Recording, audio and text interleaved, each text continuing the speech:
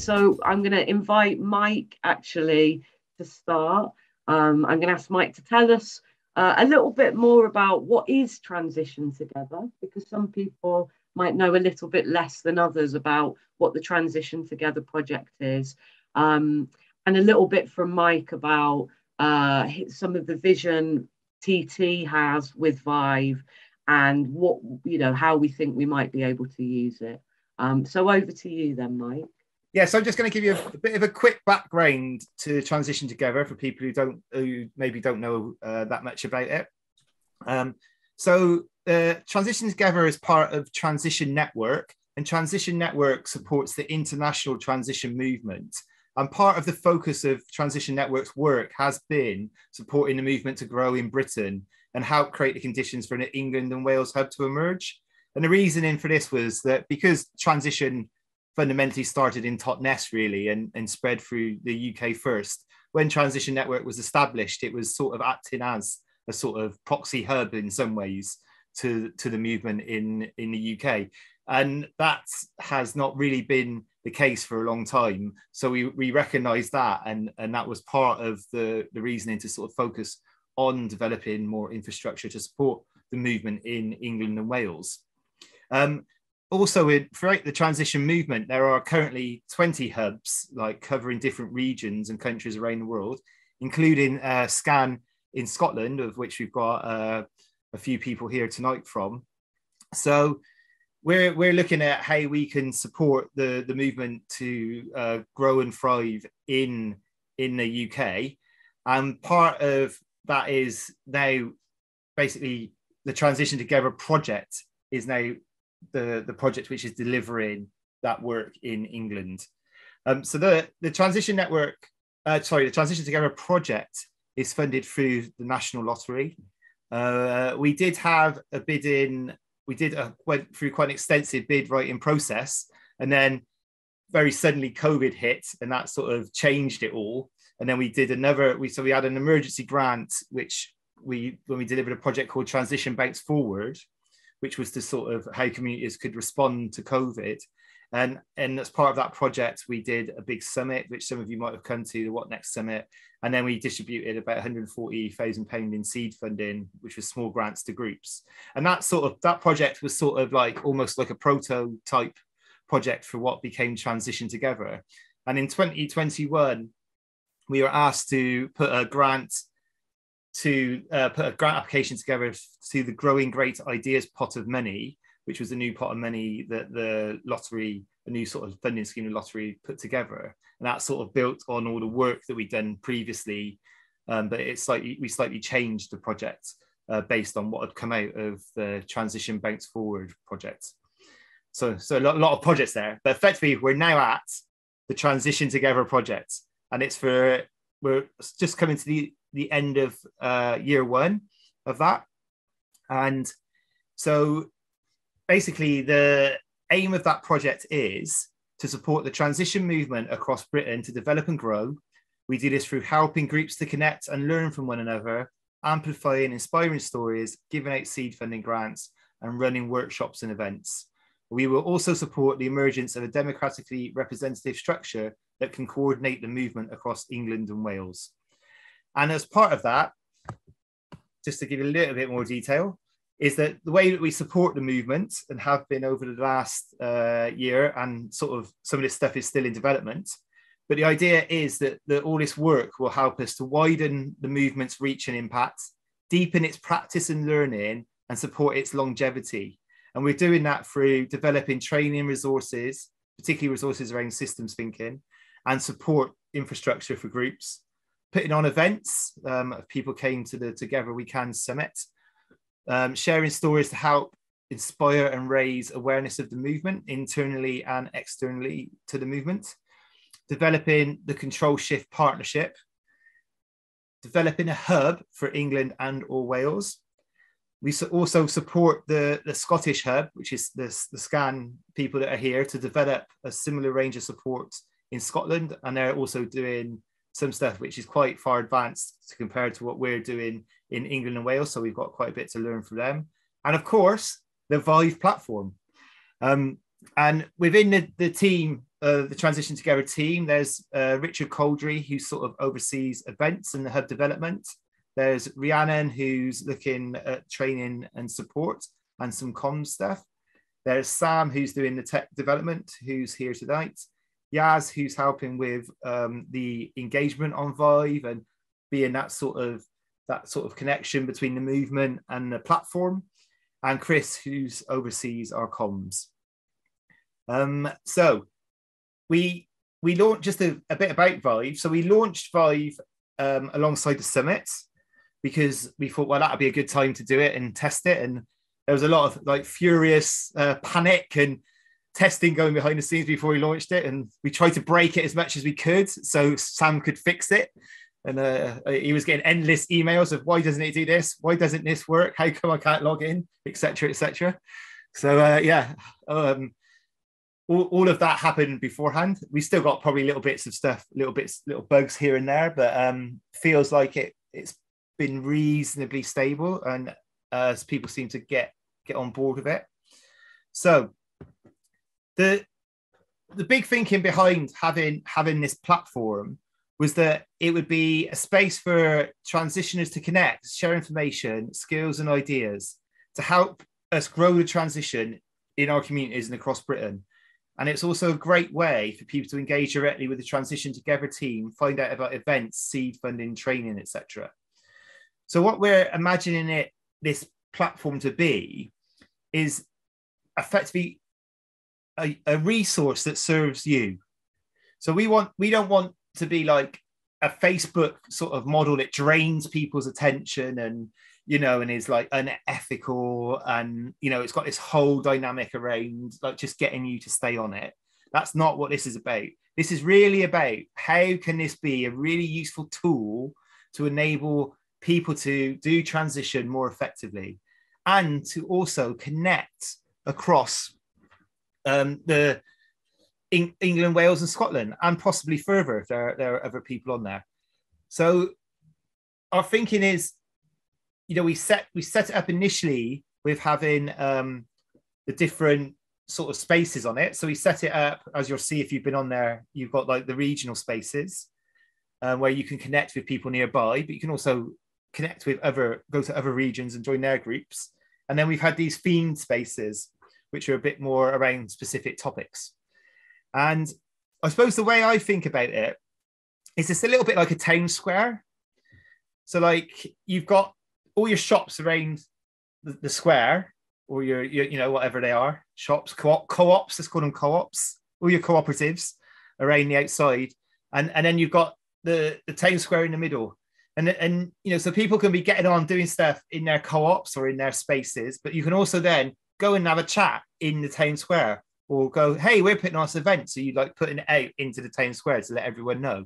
So we're sort of trying to sort of think of it in that way, that it's like this it's like a community, and it's a place for people to connect.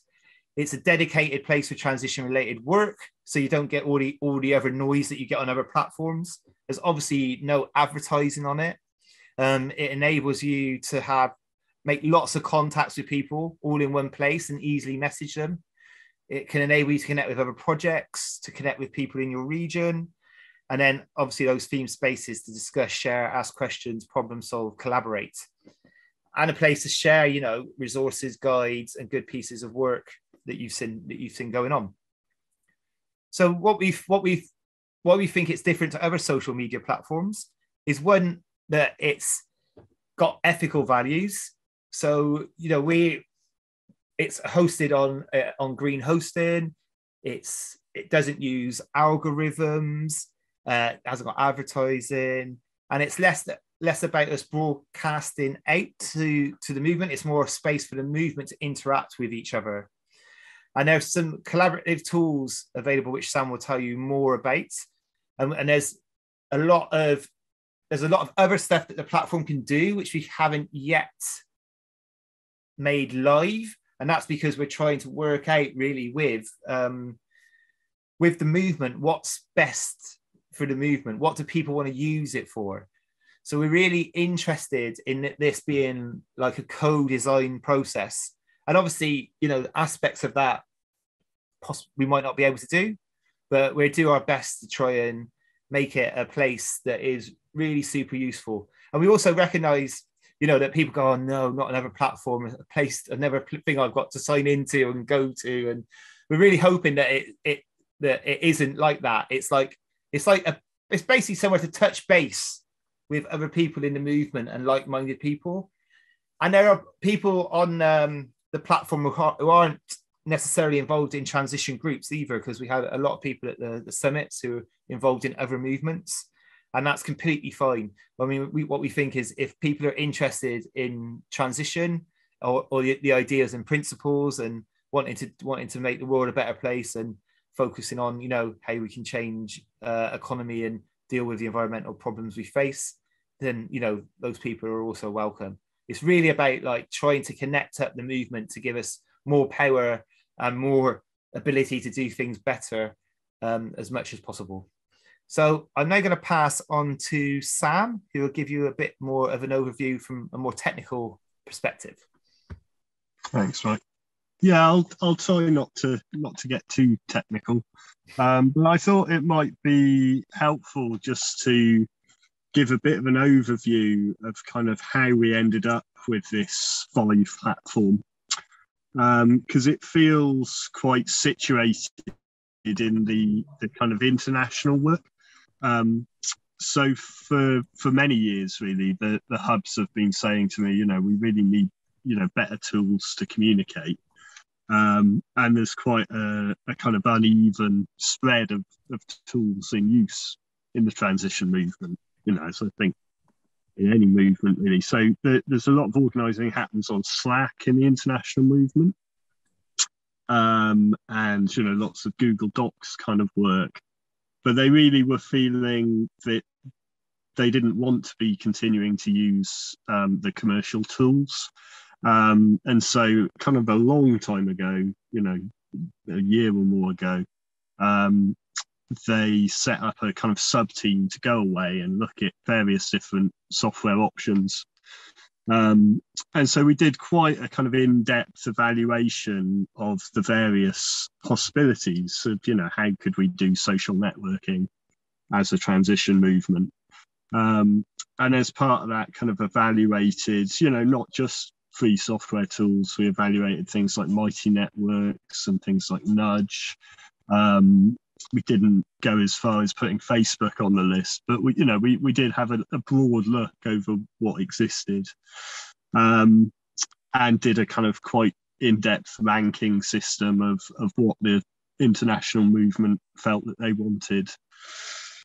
And so what we've got is Vive, which is running on a piece of software called HumHub. So as well as Vive, there's another HumHub, which exists specifically for the kind of international organising. So this is largely hubs, but also other circles who are working at the international level of scale. So we've got a training circle who are using it, and then an inner circle who are using this international platform. So that's kind of the context. So we've got a HumHub for the international piece. It's sat on a server in Germany. And so, when we were looking at the UK context, it kind of made sense to use that same tool as is being used at the international level of scale. And yeah, we've kind of done some extra development around that, specific for the UK work. But there's some other tools that are in use internationally, specifically a thing which is quite similar to Slack or Facebook Messenger, that kind of instant messaging tool. We have one of those working at the international level, which, may be something that's interesting for the UK, or maybe we don't need it. Maybe, it's kind of a little bit emergent of, we've got some tools available, which ones are useful, which ones should we turn on? The other piece is kind of file manager, kind of Google Docs type of service. So you can have a set of files and folders, and you can edit those files and folders. And we've got a thing which is kind of like Trello. I don't know if you come across this, but it's like a Kanban board. So it's just a list managing piece of software that you can use to do kind of project management work. So those are kind of sitting in the background, you know, ready to be made available, you know, if and when we, you know, there's a demand for them, I suppose. And then there's also various different HumHub modules which we can enable and kind of activate on the UK, on the Vive platform. I've been working with a guy in France called Mark, who's, you know, really into HumHub. He kind of lives and breathes it and writes the modules, and he's been really, really helpful doing some of that heavy technical work. So we've kind of got him available, you know, that we can make some improvements and some changes to how it works. If we start getting really radical, if we were like, we want to completely change things, then there's the HumHub company in Germany. The piece of software is actually developed by a company and sold as a service by the company, and they're in some ways quite conservative about the changes they make. So they might be like, you know, you guys are going too wild over there. We're not going to put that in our core software. But you know, there's quite a lot of flexibility in terms of, you know, how we develop it and the directions that we go in, you know, with it in the UK. And yeah, I mean, I guess I've kind of skirted around this a little bit, but one of the things about HumHub is it's an open source piece of software, which is essentially just a kind of commons piece of software, where, you know, the contributors who develop it make it available for anyone to use. You know, they might be individuals or they might be companies that are doing that. But that was very much felt at the international level of scale. That was quite a clear requirement that they were wanting to use that type of software. So that's how we've, you know, one of the reasons that we've ended up with this rather than Mighty Networks or something like that. So yeah, hopefully that's a little bit of context of kind of how we've ended up with Vive, you know, which is running on this HumHub software, you know, and how we've got this kind of Google Docs files piece that's available, and this internet, you know, instant messenger piece that's available, if those are useful. But yeah, I'm kind of interested in, you know, how it will be used. You know, will local transition groups want to have a space? You know, is it better to organise around themes? I don't know. It all feels quite emergent, you know, in terms of how it's used, and indeed if it's used. You know, it's, you know, it is a challenging thing, you know, when everyone's got WhatsApp and Signal and everything else, you know, to try and have a useful little defined piece in all of that noise. So hopefully we can find that together. So yeah, I think that's all the things I wanted to say initially. Okay, thanks, Sam. And there'll be opportunities for questions in a few minutes as well. I'm not going to keep you too long, because I'm really keen to hear your questions. But just to say, you know, some of you will have already received welcome messages from me when you first joined Vive. Some of you, it might have been Mike. I'm going to be supporting the development of Vive in more of an engagement role. So I'm not your guy for tech support questions, but I can be a conduit for those if you've got some techie questions. But I am here to help you find your way around, answer your questions, share content, and I'm trying to kind of model the ways that we might use it just as people start finding their feet. So you'll see I've been quite active on there, and that's partly just so people can see the kinds of things that we can do on there, ideas for things we might be able to share. And part of my role is going to be working with our users to help us co-design this together. As people have said, the summit seemed like a really good time to launch this, but we definitely see this as having a long life, we hope, and potential beyond that. And we're committed to developing this with you over the next couple of years.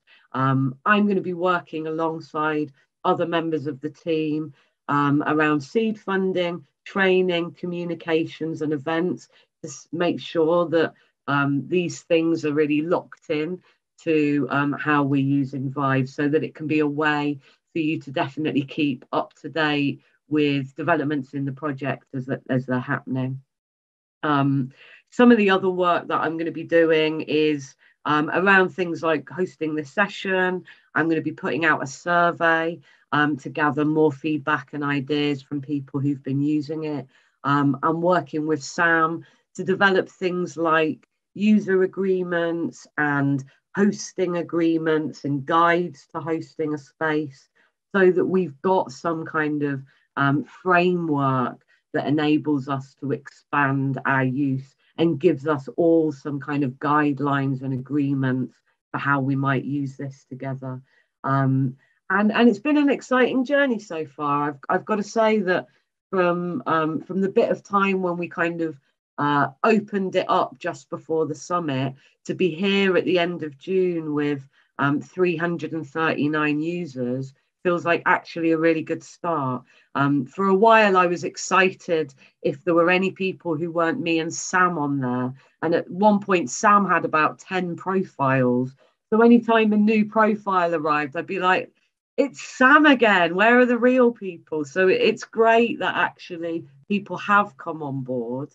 And I'm already starting to see tiny seeds of how it could be used. You know, folks in the Northwest, there was a shout out for a smoothie bicycle, a bicycle powered smoothie maker for a local event, and another group was able to put them in touch with someone. So that was made available.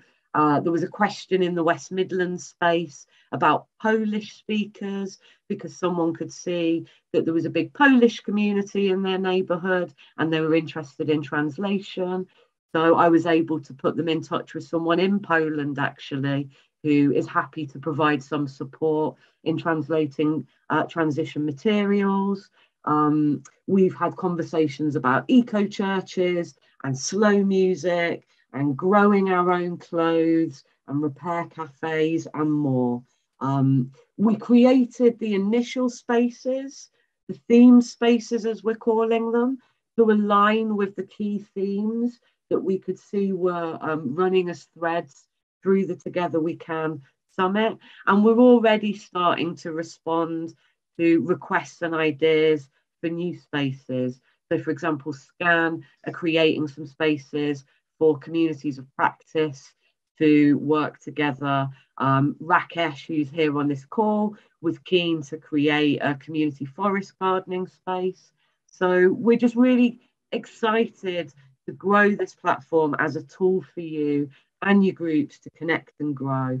And all your questions and feedback, both here and all through this journey, will really help us to achieve this. So, so at that point, I guess I'll kind of throw the doors open for yourselves and see if there's any questions that you have right now. And I'll just read out a couple of the things that I've already seen in here in the chat while you think of some.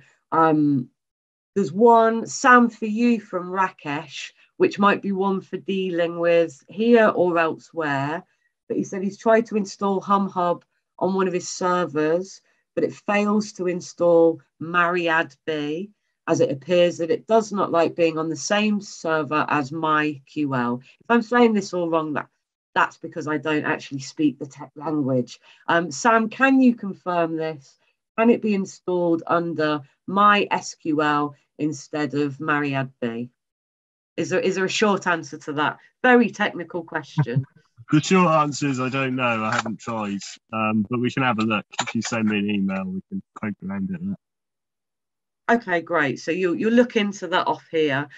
Gordon asked, do you have diagrammatic layout which might make it more understandable?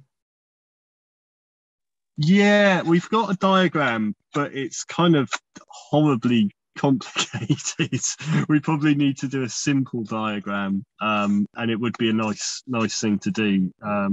Yeah, we've got one showing the relationships and how it all talks to each other, but I get confused looking at it, so it's probably not helpful to share it. But yes, a simple diagram would be a good idea. We'll take a note of that. Yeah, that feels like a really good idea, because it's hard to unlock its potential if people can't quite see, how the flow works and what's possible there. Rakesh also wouldn't mind seeing the geeky version.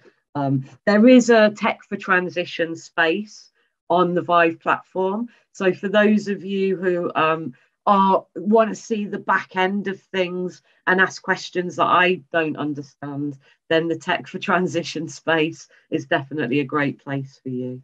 Are there any other questions that people have got, either that you've already been mulling over, or is there anything that we've said that's made you wonder anything about it? And you don't need to use the chat. You can just unmute yourself. Rakesh, go ahead. Yeah, so I was interested, as you were saying, about how maybe transition groups can have their own, like, groups and what have you, or start using HumHub, your version of HumHub, your implementation of HumHub. So, I've set up several transition groups, and yeah, communication is really an issue, and they really do, as much as I try to encourage them to connect with each other, they still pretty much remain isolated, so they pretty much just do their own things on their own little WhatsApp groups and what have you. And while I can see, well, you're struggling with this, and these guys have that knowledge and that skills and what have you, and talk to each other, but for some reason they don't. So to have some kind of a common platform, I think, is really amazing. I think it could really help people to start seeing how others work, and therefore, make these connections, especially if there's organized events where, there's a UK or whatever wide event, to just like a social event, just a drop-in social event where people can start just meeting each other. So I think the idea of allowing specific transition groups to have their own little section, for me, is really appealing. Nice one. Thank you, Rakesh. Mike, go ahead. And then I've got a couple of questions in the chat as well that I'll come to. Then I'll come to you, Philip. Yeah, just on that, Rakesh, I mean, I think we're really trying to think through how it becomes a place that people want to come to as well. So with the Transition Together project, we're also going to be using it a lot, not to drive people to it, but as a space where, come here, we're going to be putting on potentially events that will be through the platform. We're trying to think about how it can also be like a place where we communicate with the movement as well. So by putting stuff on, having engaging things happening on the platform, people will come to it to see what's going on. But then, what we really want is people to be, to become a self-organizing thing. It's for people to literally feel confident enough to come on and I need this bit of help. Someone puts a message up, and like Yaz was saying, we've had a few little bits like that happening already. And there is that thing of like, you get the analogy I use is, if you've ever been to a wedding and no one's dancing, if you can get 2 people or 3 people up dancing, everyone else will start dancing.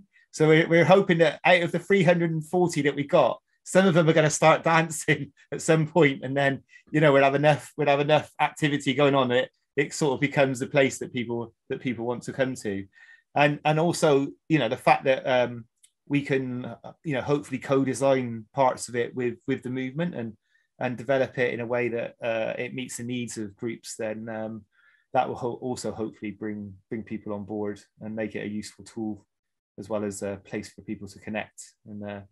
And that seems to be a really big thing about this connection thing. Is a big thing that we've heard over many years of people feeling part of a movement, is when they feel more connected to other people doing the same thing. So yeah, completely agree on that one. Ash, Thanks, Mike. Before I come to Philip and then Pam, a couple of things that came in the chat before then. David was asking Sam, can you even share your complicated diagram tonight? Maybe in the tech. So he probably can't right now because he's not in front of his laptop, but maybe you could pop it in the Tech for Transition space, Sam. Yeah, I'm lip reading there. It looks like Sam's saying yes to that. Yeah, I can do that tomorrow probably. Yeah. And Sam, this is probably another question for you as well. This is from Gordon asking, does this system allow things like forums? And what about security? Yeah, I mean, the security is a good question. I'll do the forums first. I mean, essentially, no, not really. We've tried a piece of software, Discourse, in the past, which is a kind of more conventional forum kind of thing. And we did consider it, and we talked about forums. But yeah, in the end, went for this kind of wall stream Facebook-like experience. So no, is the short answer. It doesn't really do forums. There are people doing kind of bolt-ons that you could, you could use it, the same user group as a kind of forum thing. But no, not within the system itself. And can I just add to that, Sam? Because I think that it was something that we thought about a lot, and when we were using Nudge, and I think with the idea of the spaces is that you can in a thread. I mean, they're sort of like proxy forums in some ways, because you can start a conversation in a space, and people can respond to that like comments. But because it's not like Facebook and it's a wall that's being, your wall changes every time you log in. It's not like you're being bombarded with new content all the time. So those spaces and places, actually, it's probably quite easy to search, do a quick search. If you're looking for something that you saw a while ago, you should be able to find that quite easily.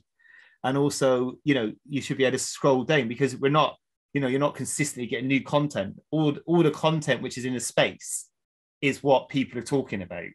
So in some ways, it's sort of like a forum, but it's not a forum, but it is sort of a bit more like one than say a Facebook page or your Facebook wall is.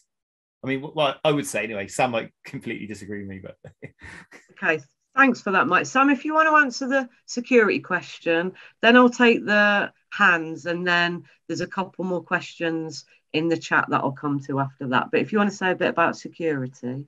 Yeah, sure. I mean, it's something I'm quite aware of, because one of the hats I wear in Transition Network is data protection. So it's kind of, I've got that frame of, okay, we need to be looking after this data properly. So cloud, without getting too technical, there's like a middle bit of software that isolates all of the different systems from the other systems. So that's kind of a useful thing to have. And that piece of software has had a security audit. And we're then running everything, without getting too technical, everything's running in a container. And we've done some pen testing on it, and most of the pieces have been audited. Although not all of them, I must admit. But no security is perfect, but I'm kind of satisfied with the level of security. I think it's good enough. And there's been audits and there's been pen tests, but you never know in a sense. Thanks, Sam. Let's go to Philip. Thanks, Yaz. And thanks to Sam and Mike and everybody else who's done so much to develop this platform so far. And I really hope we can get lots of people up and dancing in there very soon. But I just had what would make it easier for me to remember to go there would be if there was some sort of desktop and mobile app, so I can sort of see when I've got something I ought to go online to look at, or I can use it on my phone or whatever. So I'm wondering if there's any plans for that to happen. And the other question is really about creating our own spaces ourselves rather than having to go to you all the time, whether that's something that's planned, and also whether it'd be possible at some stage to set up a hierarchy of spaces or the sort of subspaces, or whether that's just not an option. That's probably enough for now. I think there's some for you again, Sam. Yeah, no, that's cool. Yeah, the hierarchy of spaces is definitely on the roadmap. I've talked to Mark about doing that. It does throw up some complexities around the kind of main list of spaces, but we think we've got some solutions for that. He's kind of busy this month working on other work, but next month I think we'll have a chance to begin to do that hierarchy of spaces. We'll probably have to do quite a lot of testing with that hierarchy to make sure it works. So it'd be great if you were willing to be testers to try that out. And in terms of allowing people to create spaces, I think initially we were just feeling a little bit cautious about, we hadn't really worked out what the offer was in terms of what people could expect from us, and how long we would guarantee to make this service available. So I think initially we've been quite cautious about the creation of spaces, but I think hopefully we'll relax into that. I mean, I guess I don't imagine that it will be a kind of free for all where anyone who joins can create a space, but it might be that the moderators of existing spaces can create new spaces. That seems quite likely and plausible to me. And there was one other question which I forgot. About and there was one in the chat about that as well, around is there plans for a desktop app or a phone app? Oh yeah. So there is push notifications on the browser. It doesn't work brilliantly, so I haven't turned it on Vive. It's turned on the international one, so you should get your browser asks you if you want to allow notifications, and if you say yes, you then get the little pop-up. So it should be possible to do that in a fairly straightforward way. And on the app side, that's definitely planned. HumHub, the company, are going to actually pay for that work. And have tasked Mark, who we're working with in France, to find the developers to do it. And he's just been too busy, and I've just been too busy. But, essentially we just need to find some mobile app developers who we have confidence in, and then HumHub will pay the bill to get the app built, sometime this year. That's the intention. Nice one, Sam. There's a couple more questions in chat, but Pam's been waiting very patiently, so we'll come to you next. Okay, thanks, Yas. The document storage capability, I appreciate that might be a bit down the road, but that would be quite useful, I think. How far down the road would that be? Well, I mean, it's enabled on the international one already. And it's working. It's a little bit slow, is the thing. It would be nice if it was, almost as fast as Google Docs, if not as fast as Google Docs. So, it's kind of available and working. And you actually already have a login for that system. So when you created your Vive accounts, you're actually creating a login for all of those range of services. So I mean, I can share that link with you kind of privately if you want to have a look and just kind of evaluate it. But I think the feedback we're getting internationally is it is working, but it's a little bit slow, and it's only the loading up of the page, but still, it's nice to kind of get these things quick if you can. So not far, I suppose. If it feels like it's a a real demand that would be useful, we can certainly look at putting that on the list of things to do. I'd be interested in giving it a go and just give you some feedback. Thank you. So another question here in the chat from Jean-Mathieu. What are the new features you're planning to introduce? I guess things we can switch on. Yeah, so there's a bunch of different stuff. So there's some calendaring functionality.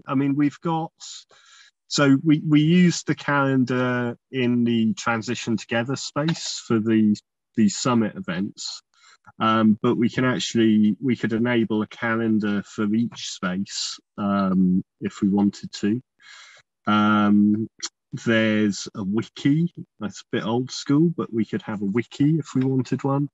I guess, the things that I'm mainly interested in, though, are this, file management, document storage piece, the instant messenger, and the kind of the Kanban Trello, of those three, which should we do first, I guess, essentially. I guess my feeling is probably that document piece is probably most useful, but also probably most complicated. And I don't want to get it wrong and lose everyone's documents. So it feels like one that you've got to be pretty careful with. But yeah, probably, that document storage piece would be, I'd imagine, but I'd be interested to hear what everyone thinks of this. Okay, well, that was a good segue. Sam, there was actually a question on Vive today about Wiki. So when you're back on Vive, you might be able to answer that one. And the next question, I think you've just alluded to, actually. Mervyn was asking, might we have regional transition events calendars? And I think what you were just saying is we can unlock the calendar capacity further. So in theory, each space could have its own calendar. Was I understanding that correctly? Yeah, that should be fairly straightforward to do that.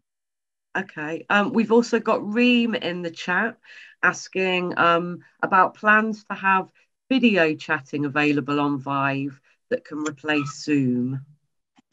Yes, we again kind of in testing. So we've got there's a piece of software called Big Blue Button, which we've installed in a server again in Germany. And we're just kind of trialing it out in the again in that international space. But one of the nice things about that is that you can have kind of always live links, so you could have a video chat per space, which was kind of always live. I think with that, one of the features we probably wouldn't have would be recording. Just from a kind of data protection point of view, I feel like it would be quite complex if we allowed people to record their own calls. And so, yeah, I think it would, it should be fairly easy to enable that, but it would lack that recording functionality. And it's one of the things that as a team we've been talking about, doing some stuff to start testing things like the video calls. So we were very pleased with ourselves when we came up with the idea of live on Vive. So we're thinking about, we're here on Zoom for this today because we wanted to make sure we could record this and that it was a nice day. We didn't want to find all the bugs in this session, but we are thinking about some live on Vive events that we can start testing that out, in the actual usage. And it would be interesting because I'm hearing some kind of specific questions and ideas and kind of almost hopes in that. So in the conversation we're having. So it would be useful if there are people here who are up for helping us test some of these bits. So, if there's a bit of kit that you're up for playing around with and helping to see where any problems are and that, get in touch with either me or Sam, and we can think about how we can bring you in to help us test things. Because as Sam said, whereas Mike was saying, we've been trying to break things before we got everyone on. And then as we start turning on new functionality, that's where we're again going to be stress testing things and seeing where the problems are, or where we need to do some more thinking, or consider if we need to come up with an agreement or some guidelines.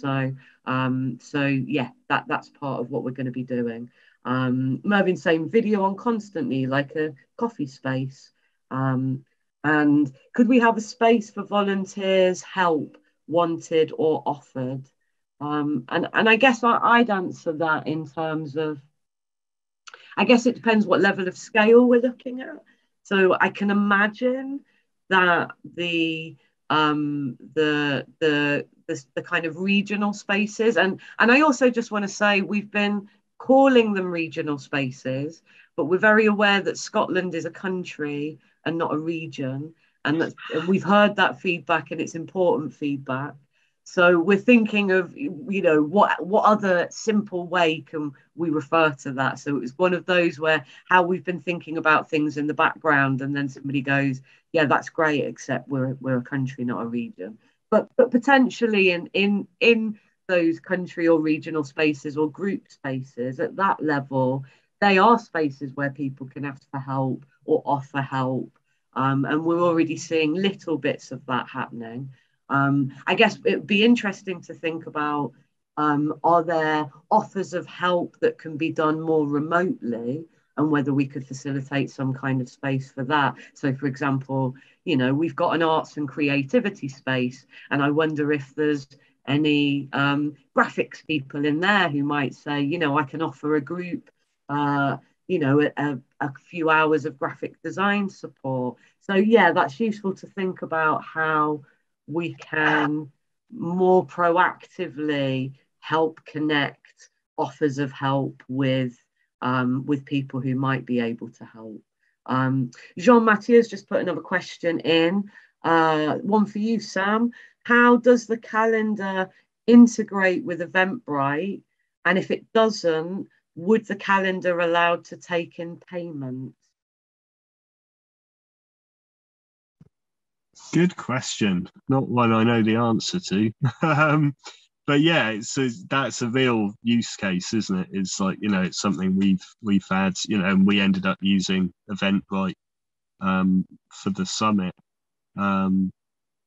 Yeah, one to think about. I mean, yeah, no straightforward answer to that, but it's definitely a live one, isn't it? Mike, go ahead.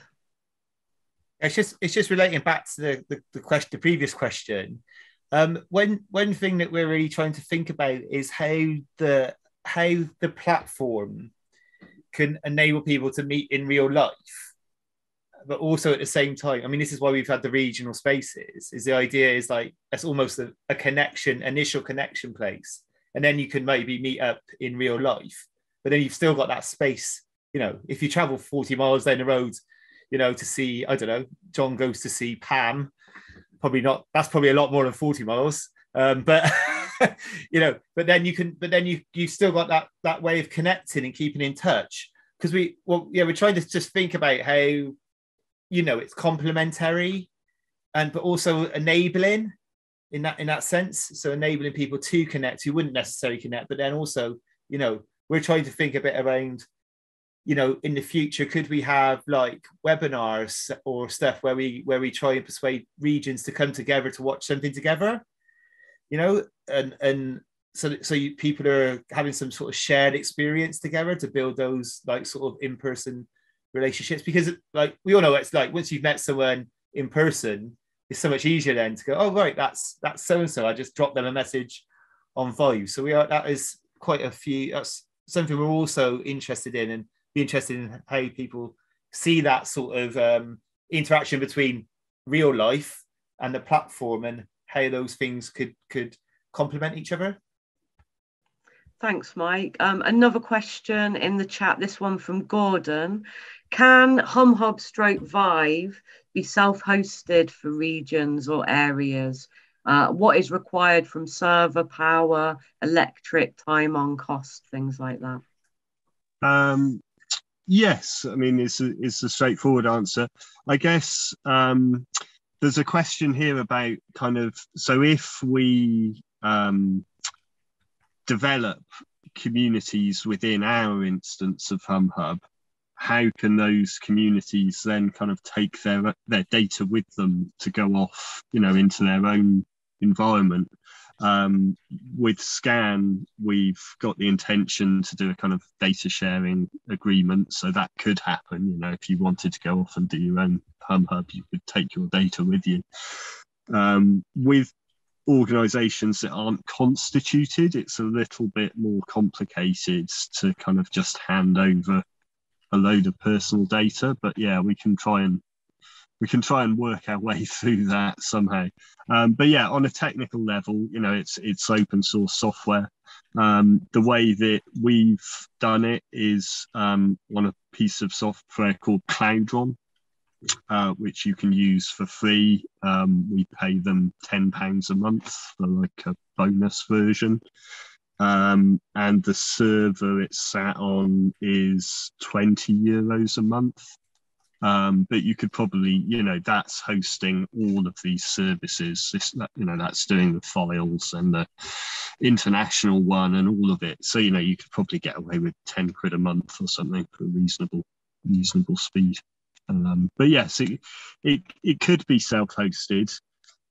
And I think one of the interesting things, assuming this experiment is a success and we do have a thriving community, is that kind of interoperable bit. And, can we, is it helpful to do a activity pub kind of thing? So as we could share and federate content between different HumHub instances.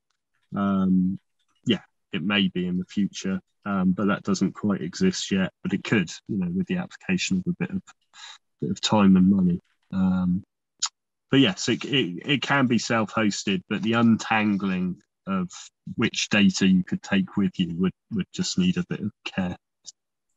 Okay, I just add something very quick. Mm-hmm. Yeah, I mean, because I suppose it's because it's something we've talked about quite a bit in some ways of thinking that through, and it feels to me like there could be a situation where actually, rather than doing that, let's look at how this platform is owned by the movement and how we become co-owners of it.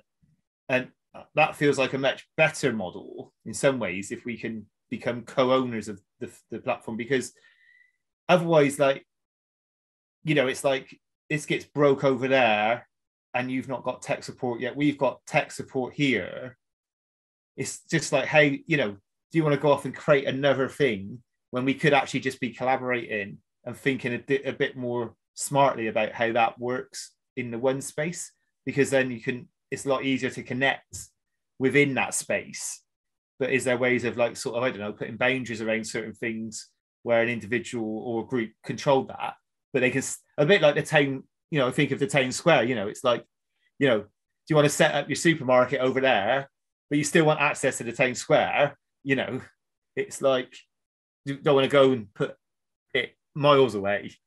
So I think there's ways of thinking about that. And we are really thinking about it being co-designed. Well, I don't know what we thought about, in terms of the ownership of it at the moment, the data's owned by the people, isn't it, Sam? I think, well, maybe you can talk a little bit to that, just in terms of how. Yeah, so anyone within HumHub can request their own data and take that away with them.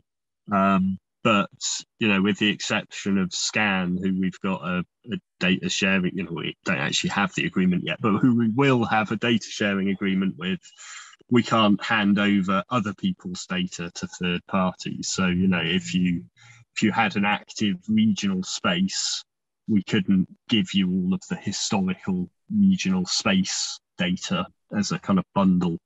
I don't think, unless you were constituted, in which case we could probably do an agreement with you. But yeah, it would kind of depend on the case.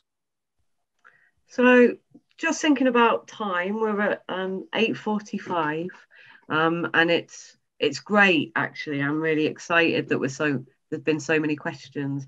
I posed some questions that I was going to bring to this, partly to get the conversation going, and actually you all started dancing, so I didn't need to start the dance, which is great. And I think, you know, some of those questions I'll bring into a survey that I want to develop, something quite straightforward, just so we can get some user experience feedback, questions and ideas from other users on the space. But we've got maybe 5 or 10, you've probably got, 5 or 10 minutes before we bring this to a close. So I'd invite any other questions, and I'd invite any other feedback you might want to share so far. Is there anything you do like about it so far? Do you already have any suggestions for improvement? Do you have any support needs that we can help you to enable you to use it? So, there's one from Gordon. Does it support LibreOffice? Yeah, so the kind of is the answer to that, because so the document piece that we're talking about is a piece of software called Nextcloud, and the way that you access Nextcloud is through another piece of software called OnlyOffice, which is historically, I believe, the same code base as LibreOffice. So I think it's basically LibreOffice in a browser looking at Nextcloud. I don't know if that makes any sense, but yeah, you can download OODT documents from it and open them in LibreOffice. Certainly. So I guess what you're saying is, because I saw Gordon shaking his head a little bit there. So I guess what you're saying is the kind of the option that we do have looks very similar, but it isn't branded as the same thing. But you can open .odt docs across, which is what you'd be saving LibreOffice docs often in documents in. Any other questions or feedback before we bring this to a close? Gordon, go ahead. Again, yeah. With Google Docs, that's, I believe, interactive.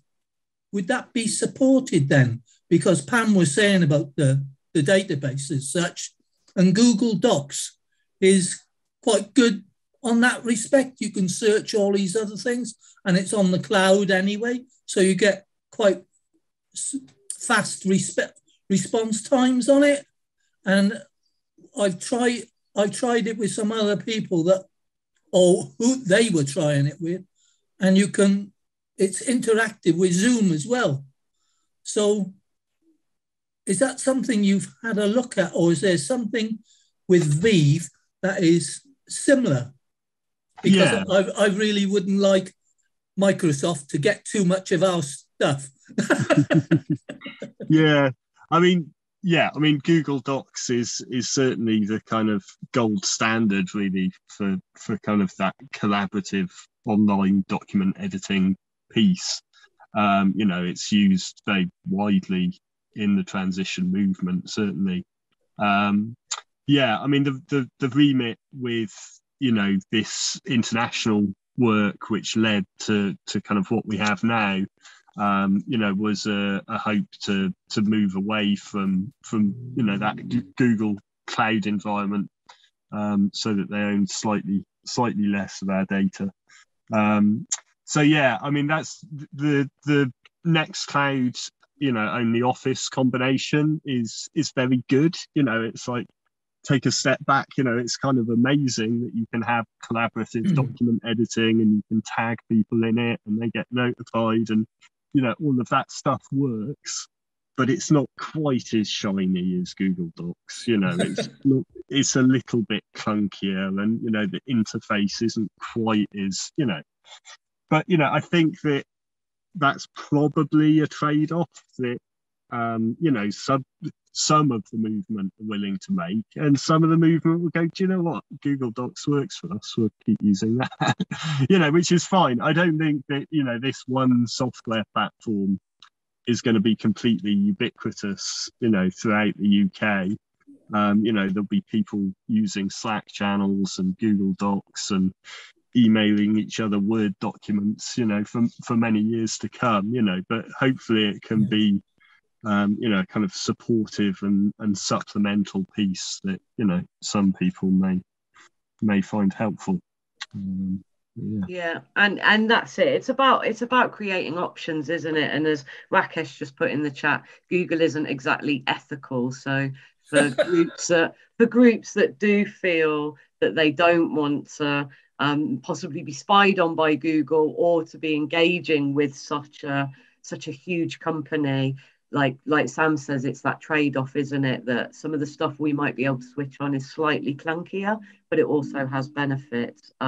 Mervin's put something I think that's really important for us all to remember in the chat, is about trying to remember those people who are working with narrow bandwidth, and really aware there are still pockets of the UK, aren't there, where there isn't hyper fast, the type of broadband that I could potentially access, say, in a big city here. So it's important for us to be factoring that into what we're using, what we're switching on, and all of that. So what I'm going to do, I think I'm going to start drawing us to a close, really. I'm so pleased that some of you came to join this conversation and have really brought brilliant questions. And by brilliant, I mean things that I don't really understand. So we'll put them on a pedestal of brilliant. I try and act as the translator sometimes between tech and non-tech, but I sometimes also have to get Sam to try and put things into English for me, and then I try and do that again. But I really hope that by us coming together for this meeting today, I hope you feel even more confident to drop a direct message to any of us in the TT team with any questions as we go along, and also, with each other. I think it was David maybe who shared a great YouTube video in the chat of someone getting the dancing started. If any of you want to come and join the dance floor with me on Vive at any point, you're very welcome. I'm there cha-cha-cha-ing in the background most days.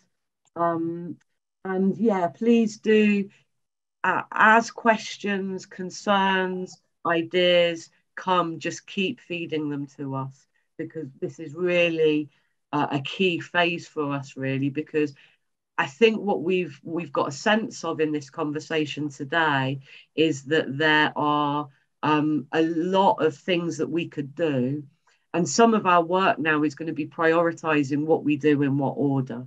So it's been really useful to hear this feedback, and as it keeps coming, that helps us think about, okay, well, we really want to be able to unlock this, and then we'll move on to this next bit of work. Gordon in the chat is saying he's willing to help testing.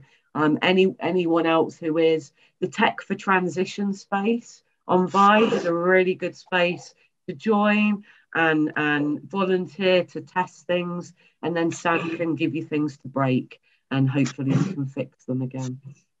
So thank you so much for being here. Thanks so much for being on Vive and for all that you're doing.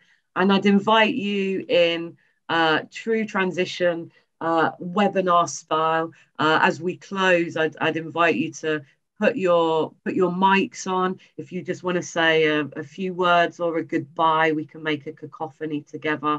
And I'll just give a shout out here that Rakesh is doing a bike-powered reggae session tomorrow in Stratford at the Fair Energy Future Symposium.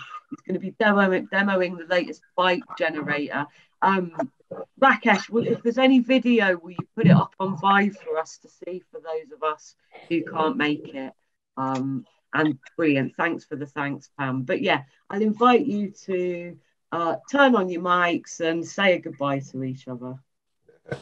Goodbye, everyone. Cheers. Everyone. Bye.